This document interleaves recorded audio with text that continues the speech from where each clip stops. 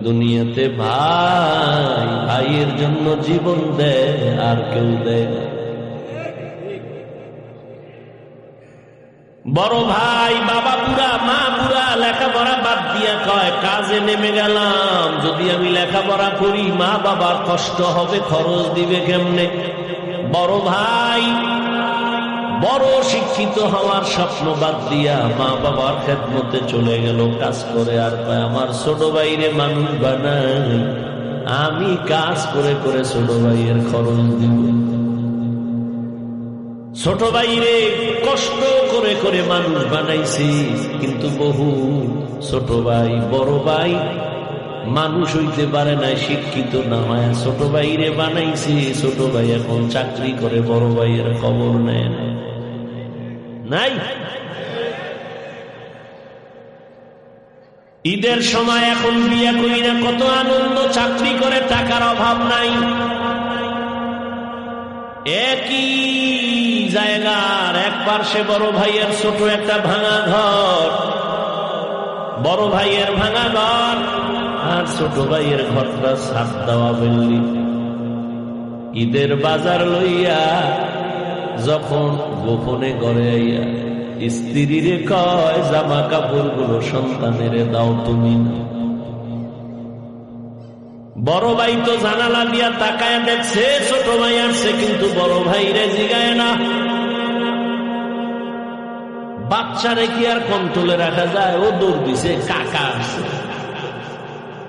দৌড়াইয়া গিয়ে দেখে ওর চাচতো ভাই নতুন জামা পইরা কত আনন্দ করে। ও একটা দৌড় দিয়া কয় আব্বু আমারে জামা দিবা কবে? বাবা এই কথা শুই না চোখের পানি ছেড়ে কান্না করে,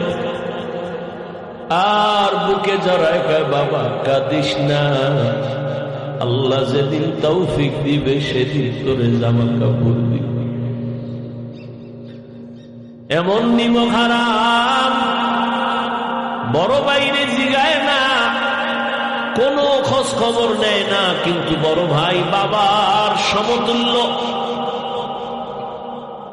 এত দূরে দূরে রাখে বড় ভাইরে ছোট ভাই। হঠাৎ করে রাতে 3টায় টেলিফোন আসছে, কে তুমি?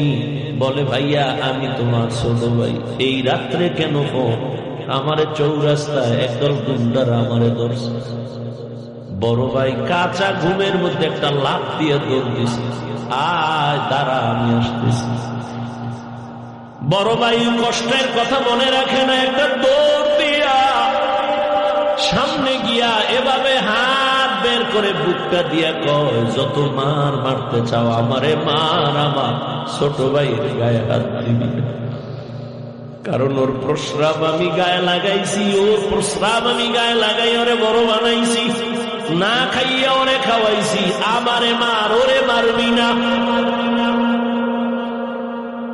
তাহলে ভাই ভাইয়ের জন্য কতটা আপন আল্লাহ বুঝায় দেয়। কিয়ামতের দিন এত কলিজার আপন ভাইটাও কোনো পরিচয় দিবে না, পালাতে থাকবে। তাহলে মা বাবা তো আরো দূরে। ও আল্লাহর বান্দারা,